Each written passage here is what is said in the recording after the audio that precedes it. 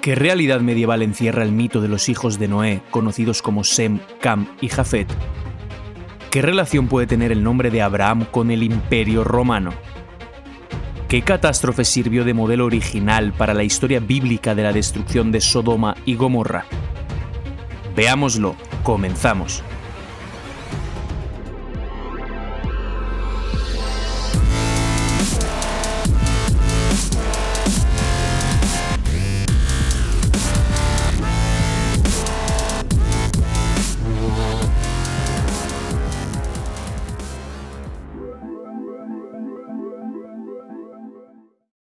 Hola alumnos de Scaligeri Petavius, ¿preparados para desaprender y reaprender? Antes de empezar os pido por favor que le deis like al vídeo y dejéis un comentario o emoji. Eso ayuda muchísimo a que YouTube lo posicione mejor y con ello pueda llegar a más gente. Hazlo. Hazlo.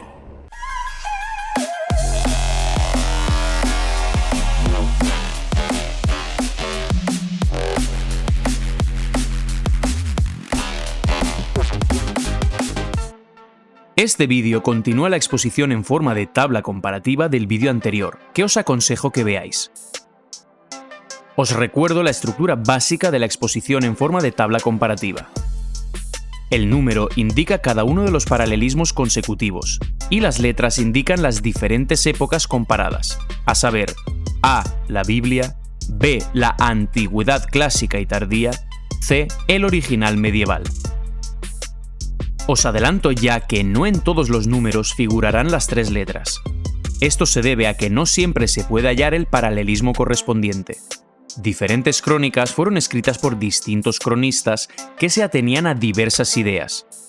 Aunque reflejaban una misma realidad, unos subrayaban X y omitían Y para reflejar Z. Otros hacían lo mismo, pero al revés. Aclarada esta cuestión, vamos allá. Atención guionistas, que aquí hay película. La descendencia de los hijos de Noé, Sem, Cam y Jafet. Estos acontecimientos se describen en el libro del Génesis, capítulo 10.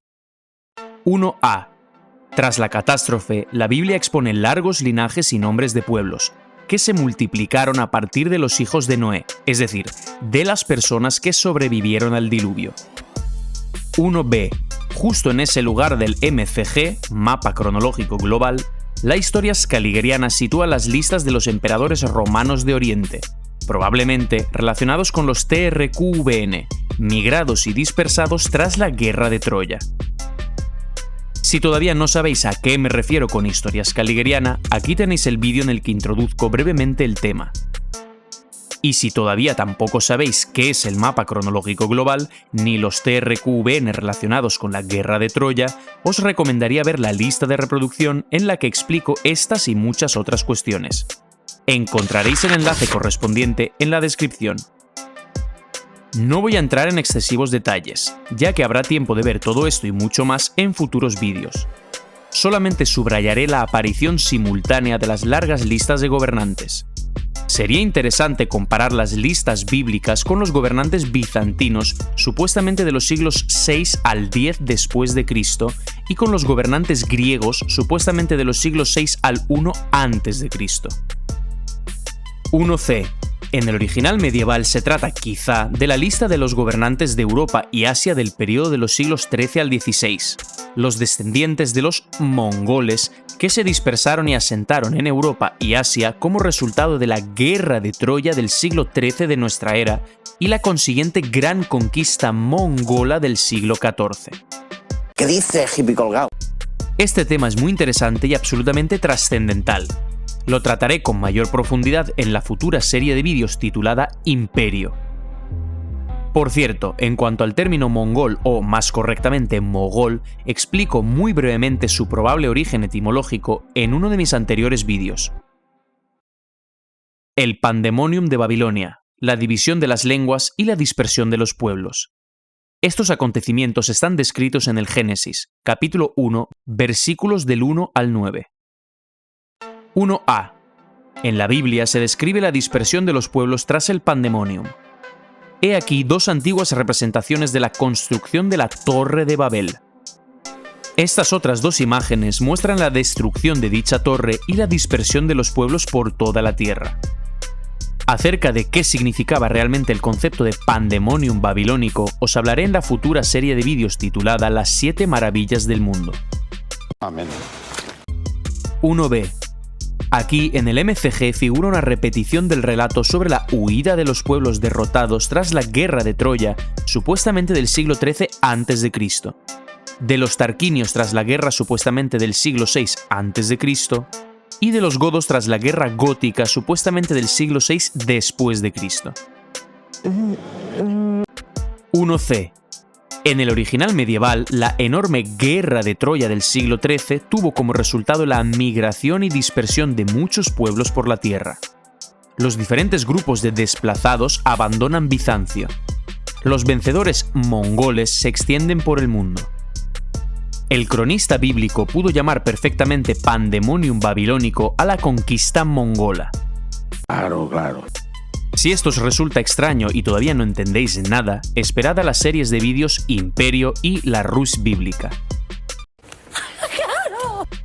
2a. En Génesis 11:9 se dice que el lugar desde donde parte la migración en todas direcciones es Babel, Babilonia. 2b. La guerra gótica supuestamente del siglo VI después de Cristo tiene lugar principalmente en la Nueva Roma, aunque más tarde fue atribuida a la Roma italiana. Los temas de la superposición de Roma sobre Babilonia y de la guerra gótica los explico en anteriores vídeos, cuyos enlaces tenéis en la descripción. 2c. Las crónicas medievales a veces llaman Babilonia a Roma y la Nueva Roma. El dios de los babilonios bíblicos era Baal. Sin vocales, este nombre se convierte en BL, B con sonido B o V, es decir, V. De hecho, ni siquiera hace falta vocalizar estas letras para descubrir en ellas dos palabras rusas muy claras. BL, Billy, blanco, o VL, que se parece muchísimo al nombre del dios eslavo Veles, que, a su vez, podría estar relacionado con la palabra rusa Veliki, grande. En uno de mis primeros vídeos expliqué que, antiguamente, los documentos se escribían única o prácticamente con consonantes, a menudo incluso sin espacio entre palabras. Esto se debía principalmente al elevado coste y escasez del material de escritura. Os aconsejo que lo veáis. Además, a Baal se le suele representar como un hombre portando un yelmo con cuernos o como un ser con el cuerpo de un hombre y la cabeza de un toro. Recordemos que la Nueva Roma, Constantinopla, Estambul, está situada en el Bósforo, que significa el pasaje del buey. En ruso buey se dice vol, que se asemeja muchísimo a la palabra inglesa bull, toro. Por tanto, a veces con el término Babilonia se hacía referencia probablemente a la Rus Orda. La propia palabra Babilonia proviene seguramente de la Horda del Volga, de los búlgaros. Pero es que, además, las palabras Biblia y Babel solamente difieren en su vocalización, mientras que su esqueleto de consonantes es idéntico, BBL. De hecho, las palabras griegas biblion, libro, y Babilón, la ciudad en cuestión, son también prácticamente idénticas. Es decir, simplemente podría significar la ciudad o región del libro, es decir, que se menciona o figura en las Sagradas Escrituras. Yo creo que no. Y vosotros me diréis, ¿pero qué tiene que ver aquí el ruso? Muy buena pregunta. Bueno, a esto os respondo lo siguiente. Como ya he mostrado en más de una ocasión, y lo haré muchas más veces a lo largo de mis vídeos, es la lengua eslava la que permite descifrar muchísimos supuestos enigmas e incongruencias históricos. En la descripción os dejo un enlace en el que analizo, usando la lengua rusa, una parte del Apocalipsis que hace referencia a un número en concreto. Es algo bastante curioso. Os recomendaría que le echaréis un vistazo. Evidentemente, todos estos juegos de palabras por sí solos no explican ni demuestran nada en absoluto. Pero, en virtud de los resultados de los análisis matemático-estadísticos, adquieren cierta utilidad analítica. Si todavía no sabéis a qué métodos matemático-estadísticos me refiero, os aconsejo ver la lista de reproducción en la que explico este tema, cuyo enlace os dejo en la descripción. Dicho todo esto, sigamos. Los descendientes de Sem hasta Taré. Estos acontecimientos se describen en el Génesis, capítulo 1, versículos del 10 al 32. 1a. En la Biblia se enumeran los descendientes de los hombres que se extendieron en todas direcciones tras el pandemonium babilónico. En la lista figuran 9 personas. 1b. Como resultado de la guerra troyana-tarquinia, el pueblo TRQVN se dispersó en todas direcciones. Os recuerdo que la Roma monárquica de Tito Livio fue fundada por los descendientes de Eneas, que había huido de la destruida Troya. En la Roma monárquica hubo 7 reyes, cuyo número se acerca a los 9. Los 9. Aquí el análisis se complica, puesto que la Biblia solamente expone una breve lista de personajes, sin dar detalles. Observación general. En el ya realizado paralelismo, el relato bíblico suena más pobre que el relato de las crónicas europeas de carácter secular. Quizá porque los autores de la Biblia pretendían presentar en un solo libro toda la historia universal. Por eso escribían probablemente de manera tan sucinta. El inicio de la actividad de Abraham, la lucha con el faraón, el éxodo de Egipto. Estos acontecimientos se describen en el Génesis, capítulos 12 y 13:1. 1a. El nombre de Abraham o Abram se traduce como padre de Roma o padre Roma. Cabe señalar la proximidad entre los nombres de Aureliano y Abraham. ¿Qué dice usted? Aparentemente no tienen nada en común. Sin embargo, sus esqueletos de consonantes son muy similares, sobre todo si usamos sus variantes en ruso, Avrelian y Abraham. El emperador Aureliano en la historia de Roma es conocido como Restitutor Orbis, restaurador del mundo. Como ya os dije en su momento, las palabras latinas orbis, mundo, y urbis, ciudad, son prácticamente idénticas y se podían confundir. Es bien sabido que Roma no era cualquier ciudad, era la ciudad. Y de hecho la llamaban precisamente así, urbs, la ciudad. Véase por ejemplo la obra de Tito Livio titulada Ab urbe condita. Urbe figura escrita con mayúsculas. Se suele traducir comúnmente como historia desde la fundación de la ciudad. Por ciudad se entiende, evidentemente, Roma. Por tanto, el posible título de restaurador de la ciudad podía ser sinónimo de padre de la ciudad, esto es, de Roma. Es decir, en el nombre de Abraham o Abram vemos el componente de Roma. En cuanto al nombre de Roma, existen muchísimas versiones acerca de su posible origen etimológico. Algunos dicen que proviene de la palabra griega Rome, que significa fuerte. Otros defendían, tal y como nos comunica el historiador alemán del siglo XIX Ferdinand Gregorovius, que proviene de Remus o Romus, nombre semítico de Saturno, el más grande. En cuanto a la variante Ram o Rama, Anun, un rama. Anun, un rama. podría provenir de la palabra rusa rama, marco, es decir, algo enmarcado.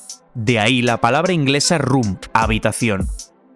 Enmarcado como sinónimo de estado con fronteras bien definidas y defendidas.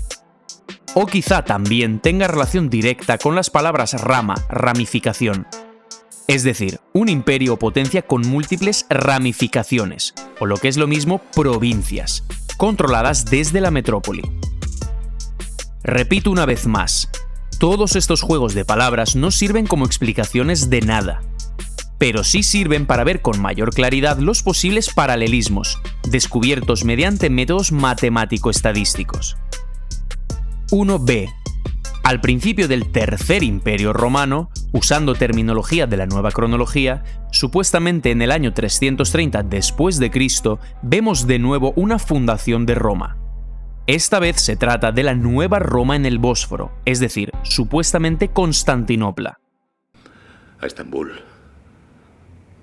la llaman la ciudad, porque es la ciudad más bonita del mundo. Os recuerdo que con el corrimiento cronológico de 1053 años hacia el presente, la antigua fundación de Roma, supuestamente en el año 753 a.C., se combina con la tardoantigua fundación de la nueva Roma alrededor del año 300 después de Cristo. Si todavía no sabéis a qué corrimiento cronológico me refiero, os recomiendo ver los vídeos en los que explico esta cuestión. Encontraréis los enlaces de sus listas de reproducción en la descripción. 1c. En el original medieval se hace referencia o bien a la fundación de una ciudad en el Bósforo alrededor del siglo XI de nuestra era, cómputos caligeriano, o bien a la fundación de un poderoso estado en la Rus en el siglo XIII de nuestra era, de esto hablaré en la futura serie de vídeos titulada El inicio de la Rus Orda, o bien a la fundación de la Roma italiana en el siglo XIV de nuestra era. ¿Qué? Cabe señalar que si al supuesto año de la fundación de la Nueva Roma, 330 después de Cristo, le sumamos uno de los 3 corrimientos cronológicos principales de 1053 años, obtenemos el año 1380, finales del siglo XIV. ¿Y qué deducimos de eso? No tengo ni puta idea, yo qué sé. Así, probablemente, los cronólogos caligerianos calcularon la fecha de la fundación de la Nueva Roma. Se equivocaron por 1053 años. El error ocurrió debido a la incorrecta datación de la vida de Cristo. En anteriores vídeos, cuyos enlaces tenéis en la descripción, expliqué brevemente que el error en la datación de la vida de Cristo es de 11 siglos y medio. Eso ya es demasiado para mi cabeza. Yo no doy para tanto. He aquí un grabado de la Biblia Sacra supuestamente del año 1558. Se trata del encuentro de Abraham con Abimelech. Vemos que Abraham se presenta como un caballero medieval con armadura y yelmo. De corte absolutamente romano-bizantino, por cierto. Los historiadores modernos aman esgrimir en estos casos su argumento predilecto para explicar estas cuestiones, el famoso anacronismo medieval. Se podría resumir tal que así.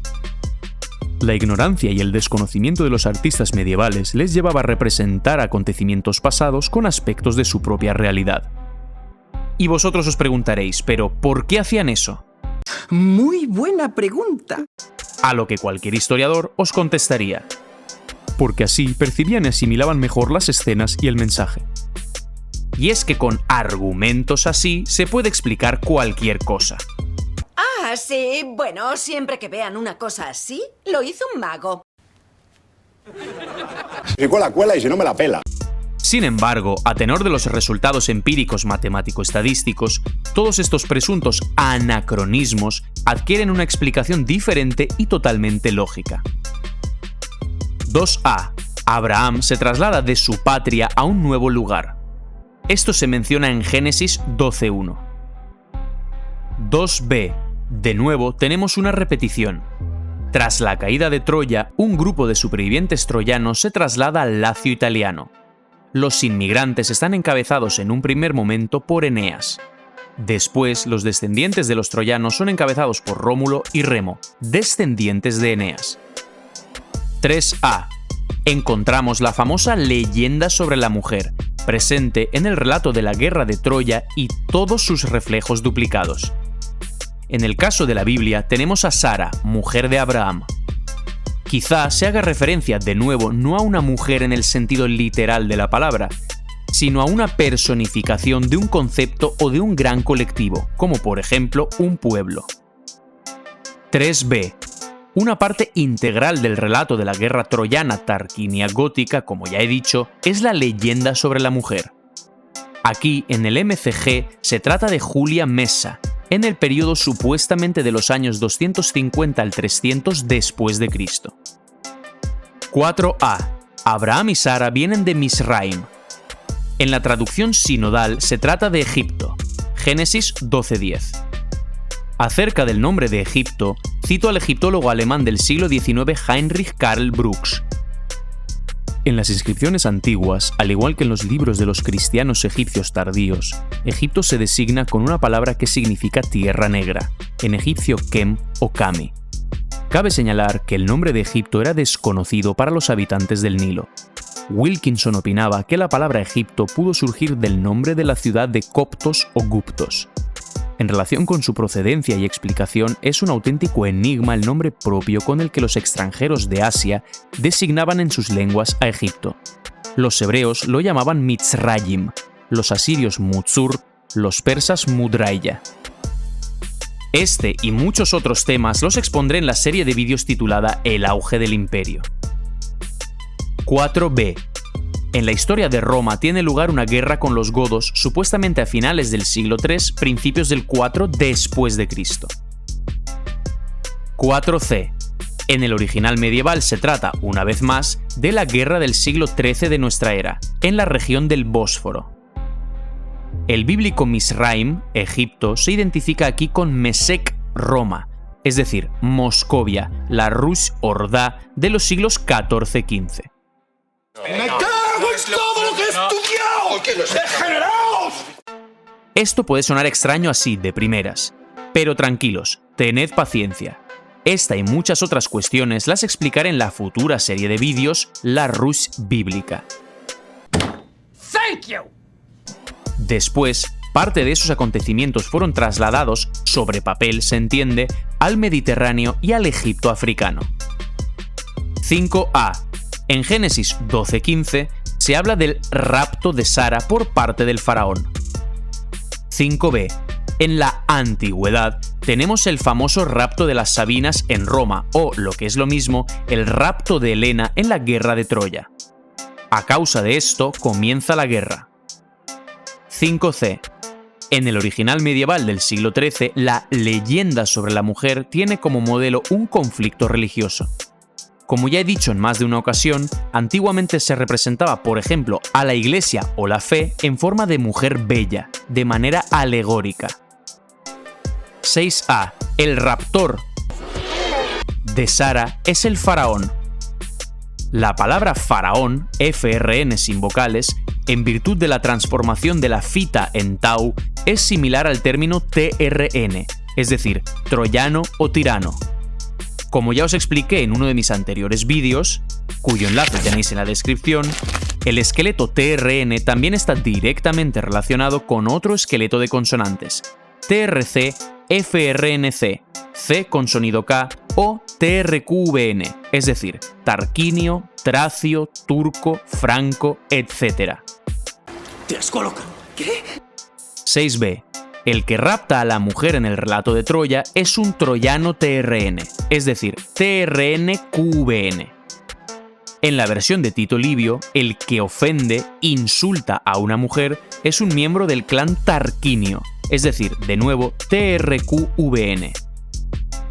7a. En la Biblia se subraya un motivo sexual del rapto. 7b. En las versiones troyana y tarquinia se hace especial hincapié en el trasfondo sexual del rapto u ofensa, la seducción de Helena, la violación de Lucrecia. 7c. En el original medieval, seguramente, como ya he dicho, la causa de la guerra del siglo XIII fue la venganza de los cruzados por la ejecución de Andrónico Cristo, crucificado en 1185, cómputos Caligriano. ¡Eso es una locura! No, es la verdad. Más tarde, a este suceso se unió la incipiente divergencia religiosa entre las diversas ramas de una única religión de los siglos XII-XIII. Una de tales ramas recibiría después el nombre de antiguo culto orgiástico de Venus Afrodita, caracterizado por excesos sexuales. Encontró su reflejo en los mitos sobre la ofensa a una mujer, relacionada con una guerra religiosa. Yo estoy flipando ahora mismo. 8a. En la Biblia, como castigo por el rapto de la mujer, sobre el país de Misraim, Egipto, es decir, sobre el reino del TRN, faraón, se precipita la ira de Dios. Génesis 12:17. Porque Dios es tribal, Dios se posiciona. 8b. La consecuencia del rapto u ofensa de la mujer estalla la guerra troyana tarquinia gótica. La venganza se precipita sobre los secuestradores u ofensores, es decir, sobre los TRQVN. 9a. En la Biblia, la ira de Dios acaba derrotando al faraón TRN. Este devuelve a Sara a Abraham y le pide perdón. Génesis 12:18-19. 9b. En todos los reflejos, la guerra del siglo XIII acaba con la derrota de los TRQVN. Algunos autores medievales comunicaban que la raptada Helena fue devuelta a su esposo Menelao. 10a. Acabado el conflicto con el TRN faraón, Abraham, junto con su esposa y todo lo que tenían, abandonan Misraim. Génesis 13.1, 13.3. 10b. Al acabar la guerra gótica supuestamente del siglo VI después de Cristo, los grupos de fugitivos abandonan Bizancio, o presuntamente Italia, tras el traslado sobre papel de la historia de Oriente a Occidente. En la versión troyana, la destruida ciudad de Troya es abandonada tanto por los vencidos troyanos TRQVN como también por los vencedores griegos. En la versión gótica, los vencedores bizantinos también abandonan Italia. 10c. En el original medieval tenemos la huida de los habitantes de la capital bizantina y de Romania, Bizancio, hacia el norte y el oeste tras la devastadora guerra del siglo XIII, y después la invasión de los grandes conquistadores mongoles. De todo esto y mucho más os hablaré en la futura serie de vídeos titulada Imperio. Thank you.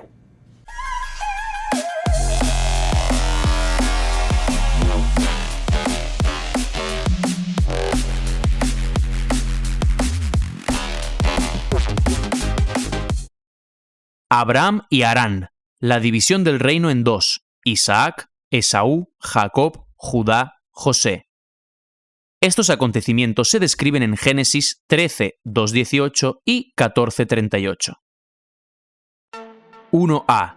Junto con Abraham, padre de Roma, nació su hermano Harán o Aram. Este nombre es muy similar a Aarón, grande, excelso, a Haru, león guerrero. Génesis 11:26. 1b. Al principio del Tercer Imperio Romano, es decir, supuestamente en los inicios del siglo IV después de Cristo, actúa el famoso Arrio. En virtud de los paralelismos dinásticos, también es el famoso Aarón, León IX. Aarón Arrio es predecesor de Basilio el Grande, es decir, de Jesucristo. Siglo XII usando el cómputo scaligeriano.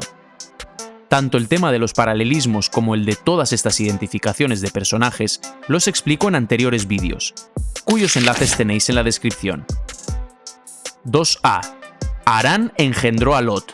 Eleazar engendró a Fineas, Fineas engendró a Abisúa, y Abisúa engendró a Aimaz, y Aimaz engendró a Aitú. Aitú Es decir, LT sin vocalización. Génesis 11:27. LT Smash. Se puede identificar el personaje pueblo LT con los latinos, es decir, o bien los habitantes del Lacio italiano, o bien los habitantes del Imperio Latino en el territorio de Romania, Bizancio. 2b. Según Tito Livio y los documentos atribuidos hoy en día al Tercer Imperio Romano, el Estado romano es el latino. El latín es la lengua de muchas crónicas romanas. 3a.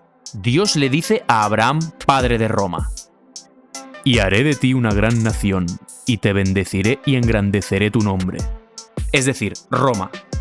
Génesis 12:2. 3b. Al principio del investigado periodo del MCG surge en este momento la Roma monárquica de Tito Livio, es decir, el primer tercer imperio romano, que a su vez es el gran imperio mongol de los siglos XIV-XVI. Estás mal de la cabeza, joder. Pero te estás escuchando. 4a. En la Biblia, al principio de esa época, dos personajes, Abraham y Lot, escogen para sí una tierra para establecerse y habitarla. Génesis 13, 1-9. 4b. Al inicio de la Roma monárquica, Rómulo y Remo, también dos personajes, eligen el lugar para el asentamiento del pueblo. Fundan dos ciudades o una sola ciudad. 5a. En la Biblia pronto comienza una lucha entre Abraham y Lot. Génesis 13, 6-7. Ambos son parientes, puesto que Lot es sobrino de Abraham. 5b. Pronto estalla un conflicto entre Rómulo y Remo. Golpe de Remo.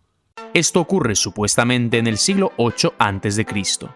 La disputa se transforma en una discusión seria. Los personajes son hermanos. Una situación análoga abre también la historia de otro duplicado del Tercer Imperio Romano. Ahí encontramos la lucha entre Constantino y Licinio, supuestamente en el siglo IV después de Cristo. 6a.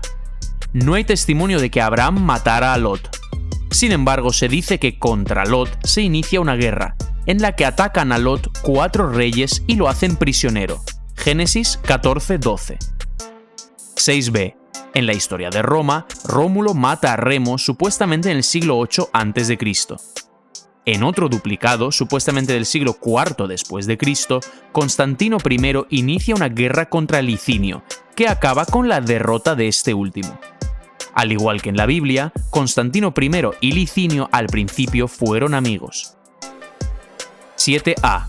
Lot dispuso sus tiendas hasta Sodoma. Génesis 13:12. Cuando Lot fue hecho prisionero, los vencedores tomaron toda la riqueza de Sodoma y Gomorra. Génesis 14:11. 7b. Como ya dije en su momento en uno de mis primeros vídeos, cuyo enlace os dejo también en la descripción, probablemente las ciudades bíblicas de Sodoma y Gomorra sean, respectivamente, las bien conocidas ciudades italianas de Estavia y Herculano, junto al Vesubio. Resulta que dichos acontecimientos bíblicos ocurren parcialmente en Italia. 8a. En Génesis 13, 8, 9 y 13, 11 se dice: Entonces Abraham dijo a Lot: No hay ahora altercado entre nosotros dos, porque somos hermanos. ¿No está toda la tierra delante de ti? Yo te ruego que te apartes de mí. Si fueres a la mano izquierda, yo iré a la derecha. Y se apartaron el uno del otro. 8b. Al principio del Tercer Imperio Romano, supuestamente de los siglos 3 al 6 después de Cristo, tiene lugar su división en los imperios de Oriente y Occidente. De facto, es lo mismo que nos dice la Biblia en los libros de Reyes y Crónicas. Un reino previamente unido se divide en los reinos de Israel y Judá. La tarta la partiré en dos. La división tiene lugar en tiempos de Constantino I y Licinio, es decir, en tiempos de Rómulo y Remo, es decir, en tiempos de Jeroboam I y Roboam. El dragón de Rehoboam. El pozo de Zohasadar. La boda de Beth Chedrujaraseb. Todos ellos son duplicados los unos de los otros. 9a. En Génesis 13:11 se dice que Lot escogió para sí toda la llanura del Jordán. 9b. El bíblico río Jordán puede ser identificado o bien con el río Danubio, o bien con el Don, o bien con el Ródano. Hay que tener presente que la J, usada por ejemplo en el español, antiguamente se leía como I. Por tanto, el río Jordán se pronunciaba como Jordán. Se cree que el nombre del río proviene del hebreo Yarden y que fue asimilado al latín como Iordanes, con I latina. Antiguamente en el idioma ruso la palabra para decir río era Don. De esa palabra derivan los nombres de los grandes ríos de Europa Oriental, como el Danubio o Dunay, el Dnieper, el Dniester y el propio Don. Además, en las fuentes clásicas, el Danubio era llamado Istro, nombre que proviene seguramente de la palabra eslava struya, chorro. Así que es muy probable que el nombre de Jordán provenga de la unión de las palabras rusas Yar y Don, es decir, río violento o río feroz. O bien podría ser la combinación del vocablo griego hieros, santo, con la palabra eslava Don, río, es decir, el río santo, el río sagrado. Al mismo tiempo, se sabe que antaño el estrecho del Bósforo era considerado un río. Es por eso que el Jordán puede identificarse también con este famoso estrecho que separa Europa de Asia, donde se ubica, por cierto, la ciudad-fortaleza de Yoros, que deriva precisamente de la palabra griega hieros, santo. Como veremos en futuros vídeos, es precisamente el Bósforo el que quedó reflejado en los evangelios como el río Jordán. Además, en la futura serie de vídeos titulada La Jerusalén Olvidada, os hablaré de algo que ya he mencionado brevemente en más de una ocasión. Es precisamente esa ciudad-fortaleza situada en el Bósforo la que quedó reflejada en los evangelios como Jerusalén. Por tanto, vemos que el idioma ruso ayuda a comprender mejor muchas cuestiones del pasado. Es que es ruso, ¿eh? Pero repito, todos estos juegos de palabras por sí solos no sirven de nada. Solamente pueden ser usados como análisis secundarios y complementarios. 9c. Como empezamos a comprender, para más detalles esperad la serie Imperio, los originales de los dos reinos bíblicos son las dos partes componentes del gran imperio mongol, a saber, la Rus Ordá, Israel, el que lucha por o contra Dios, y el Imperio Otomano, Judá, Judea, la que alaba a Dios. Amén. De esta manera, la Biblia nos habla aquí principalmente sobre acontecimientos de los siglos XIV-XVI. Yo creo que no. Pero no importa lo que creemos, sino lo que podemos probar.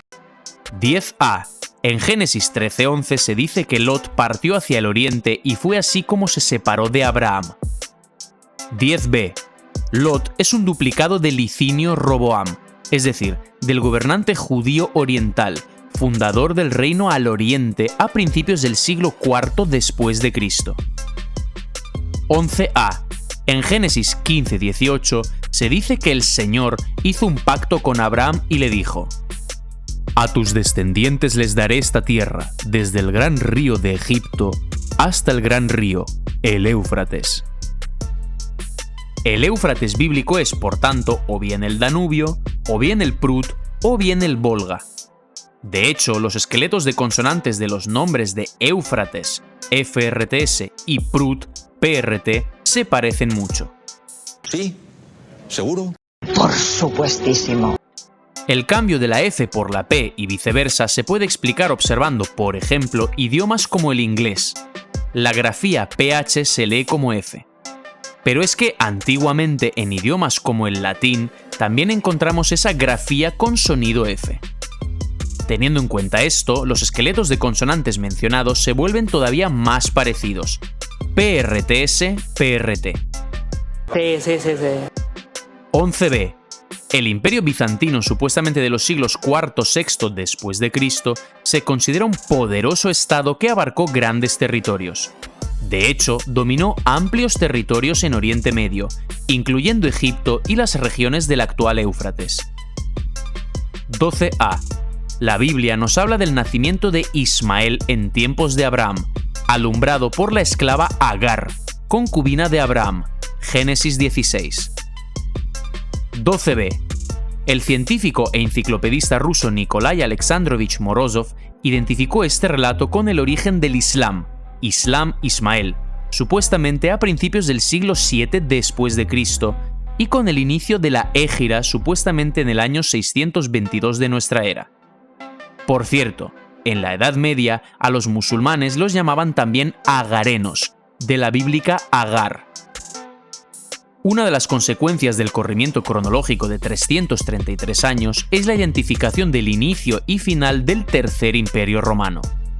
Este corrimiento es, junto con el ya mencionado corrimiento de 1053 años y el de 1800 años, uno de los tres corrimientos principales descubiertos por el matemático y académico ruso Anatoly Timofeyevich Fomenko, padre de la nueva cronología. En consecuencia, la identificación del relato bíblico sobre Abraham con el inicio del Tercer Imperio Romano Bizantino concuerda bien con la presencia en este caso de Agar, es decir, de los agarenos. Esta superposición de dos leyendas agarenas confirma que el paralelismo es correcto, que abarca ya muchos años.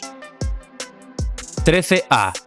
En los inicios del gobierno de Abraham, es decir, al principio del estado que él funda, tiene lugar la famosa destrucción de las ciudades de Sodoma y Gomorra. Entonces el Señor hizo llover sobre Sodoma y Gomorra azufre y fuego de parte del Señor desde los cielos, y destruyó estas ciudades y todos los alrededores, y miró hacia Sodoma y Gomorra, y he aquí que el humo subía de la tierra como el humo de un horno. 13b.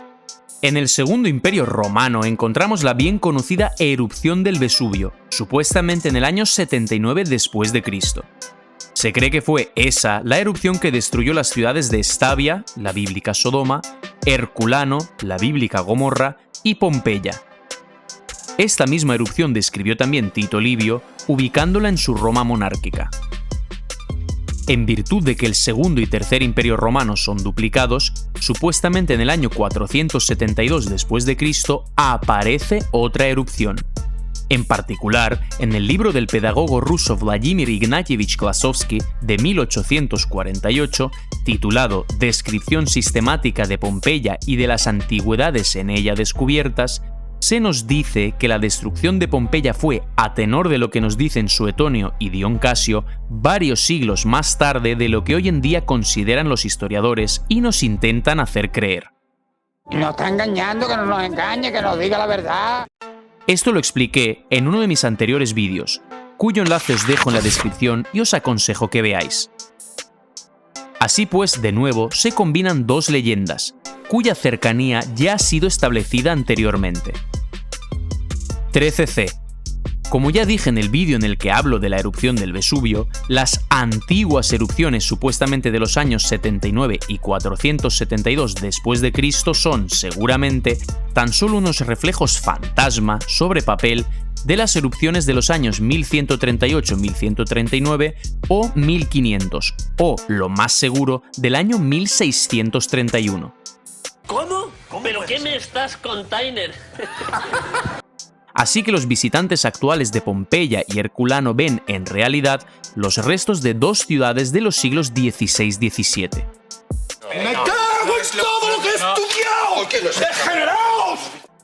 De primeras, esto puede sonar chocante, lo sé. Pero tranquilos, tened paciencia. Esta cuestión la explicaré de manera mucho más detallada en uno de mis futuros vídeos. Creedme cuando os digo que no os dejará indiferentes. ¡Vas a flipar! ¡Palabra! 14a. Al describir la vida de Abraham, la Biblia pone especial atención en los hijos de Het. Génesis 23.